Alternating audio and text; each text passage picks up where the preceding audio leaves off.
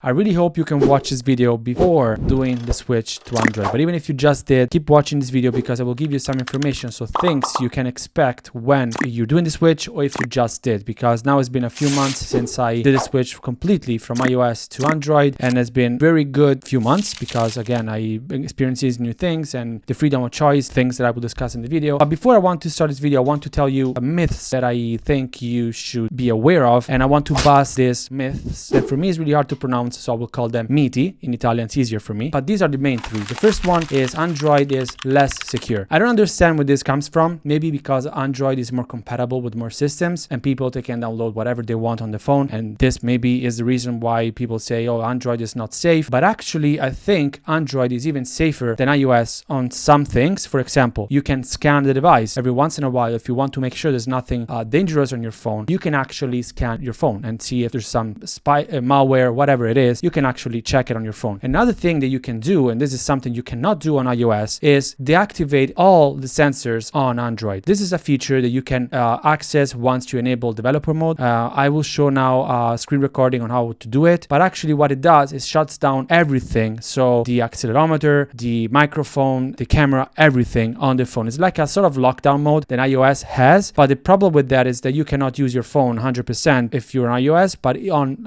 Android, you can still use your phone normally, but you have all the sensors deactivated. So this is actually super safe, and it can go a step further when we talk about safety on Android systems. So first myth is completely busted. It's not true. Android is safe, so don't worry about that. Of course, if you download stuff that's not safe, it's not on the operating system. The next thing is the OS is too complicated. So this is another myth that people say is too complicated. I don't know how to navigate around the system. It's too hard to understand the personalization or whatever the case may be. I really don't agree with this. Why? Super simple. Okay, iOS is simple, straightforward. Yes, it's easy to use. Android is the same. Of course, if you use your phone and you want to use all the power features, of course it's complicated because it's meant to be complicated. But if you want to use your phone normally, like an average user, so you don't want to go in depth and change things, you can still do it. So even this one, completely busted, not true at all. The next myth is lack of continuity compared to iOS. So everybody say, oh, iOS just works. And it's true. Yes, you can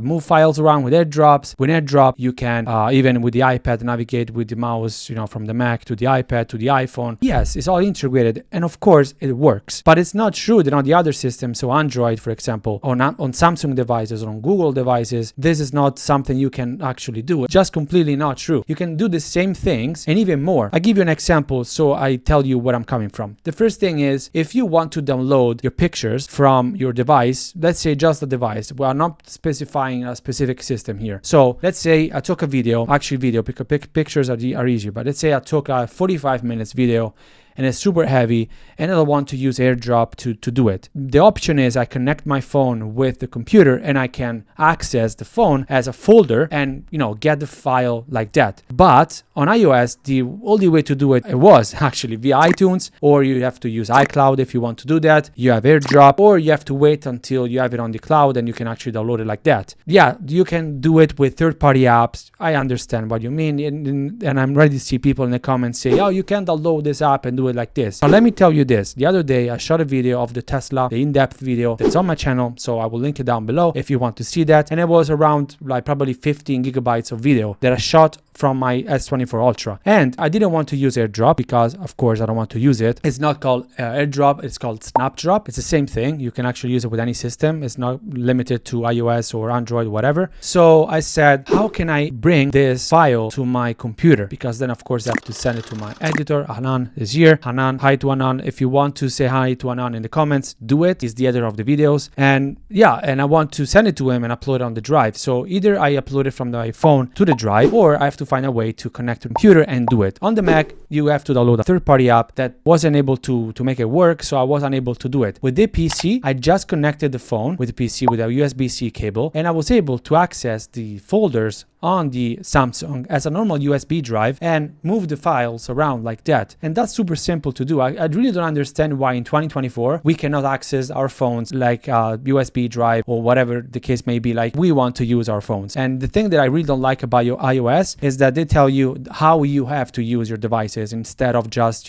using the phone the way you want to use it. So that's something that, again, a myth that's completely busted. It's actually very compatible Android with all the other system, PC as well, so Windows. And I really think you should be aware of these things, and you should be aware that these are just myths. But now let's start with the 3 main things you should know when you're considering doing the switch, or if you already did it, well, you should be aware of these as well. The first thing is choosing the right hardware. We all know we have different systems. So we have Google, we have Samsung, we have Xiaomi, etc. We have a lot of different systems, so with all different companies to choose from where to buy our phones. And each company, of course, has a different, skin of Android as well. But I want to give you this as information, and then of course you do what you want. And I completely agree. At the end of the day, if you're happy with your choice, that's fine for me. But I want to tell you this: if you have to buy something, of course, hardware related, you need to understand the company that is behind the hardware. For example, I want to give you a comparison between Google and Samsung in this case. I'll give you these main 2 companies because people, when buy phones, usually compare Google and Samsung, of course, the Xiaomi. But I want to give you these 2 as, reference. So Samsung, of course, create hardware. So they create their own product, and they actually sometimes sell specific parts of the products to other companies, screens or whatever. This is very important. Google is a software company. Of course, has partnerships with companies where they produce the phones, but they're not hardware company first. They're a software company first. So this is the reason why I'm not going with the Google Pixel, for example. Not because I don't like the design, not because I don't like the software. I actually like it better than Samsung, but because if I have to use hardware support specifically, I don't feel comfortable having a company that doesn't make its own hardware dealing with my issues. And that's something that you should be aware as well when you're choosing your phone. And that's why I went with Samsung, because they make their own hardware. If I have issues, I have like stores all around me where I can go and have the phone checked. And again, I feel more comfortable at the end of the day. And on the other hand, on Google, I did some research online, and I know they partner with different companies, different stores, and they're not first-hand, Google hardware stores. So I know that the service that I get is not always 100%. So when you have to choose your phone, of course, see which design you like the best. Of course, the latest Google Pixel 9 is a really nice design, and I was tempted to buy it. But at the end of the day, I will stick to Samsung, at least for now, because I feel more comfortable knowing that Samsung makes the hardware as well. And I know if I have an issue in the future, they will be able to help me better than what maybe Google can do. I actually came across a video of a person on YouTube, I don't remember his name, that he had an issue with the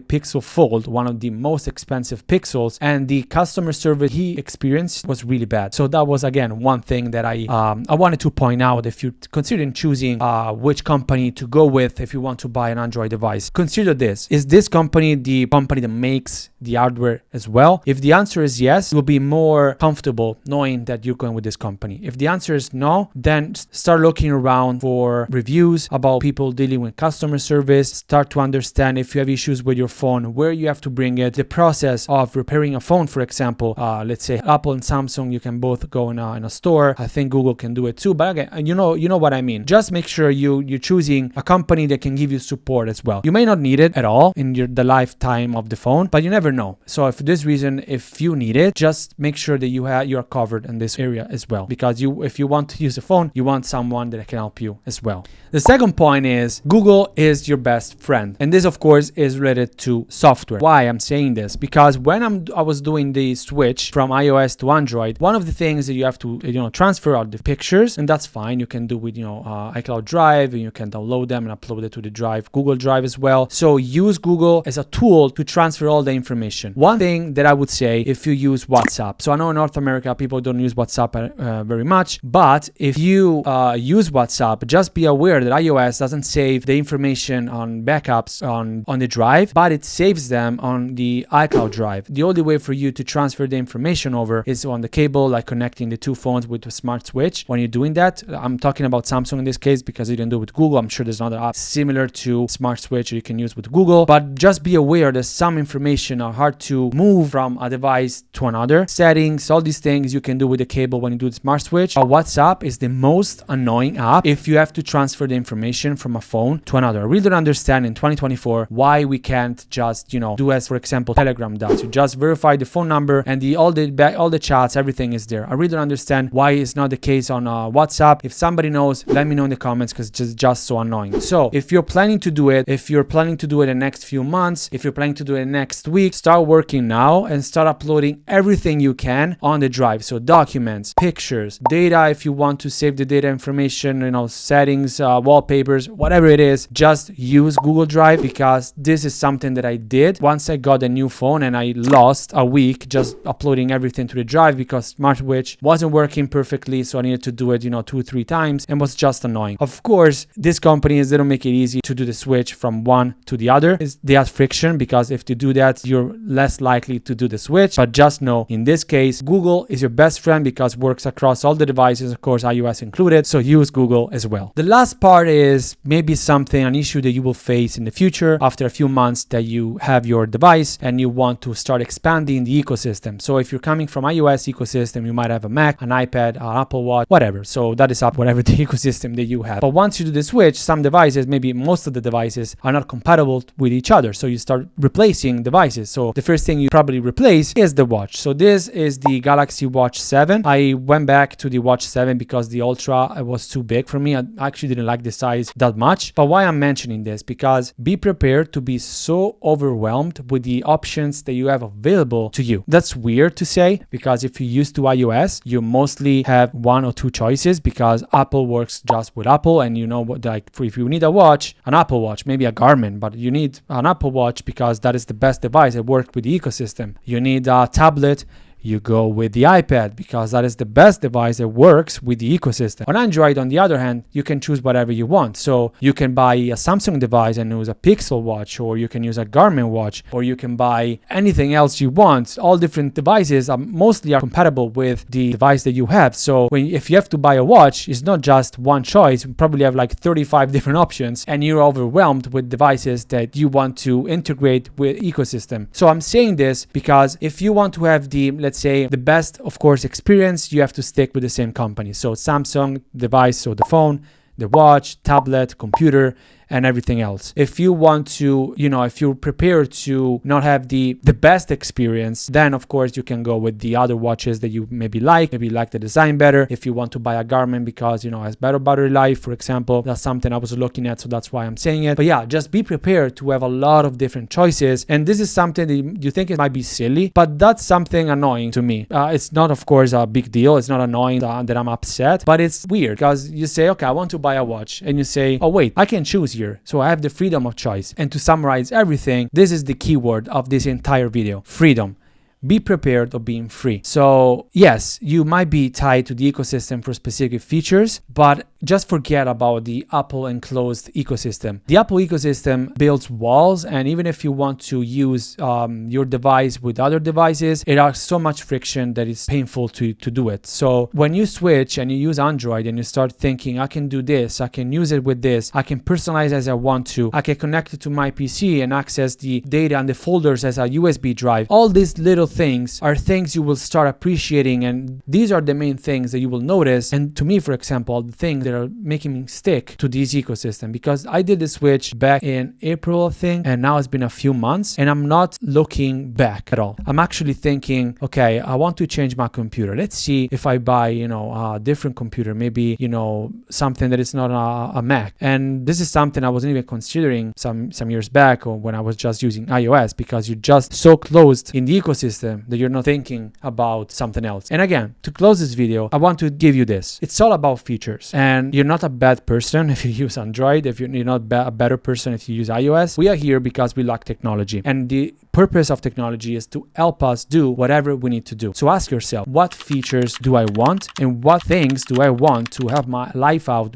depending on what I do? For example, to me, it's productivity and having the possibility to be flexible with my devices. So that's why I'm doing this switch, because now the Samsung has better features for my use case compared to the iPhone. I'm not going back anytime soon. So that's, to me, the thing you have to ask yourself. What features do I want? And again, it's not that deep. It's technology at the end of the day. All these companies, they make money money regardless. So if you want to go with a company, just do it. Don't wait for, the perfect time, because it will never come, and you will be happy with your choice if the device that you're choosing is useful for your specific use case. With that said, I really hope you liked this video. Let me know if you have any question. Let me know if I got things wrong, as usual, in the comments below, because I like your feedback as well. I like to have a discussion in the comments as well. If you didn't, there's a free option down here to subscribe. If you do it, the subscribe button changes color, so do it. It's free, and I'll see you very soon in the next video.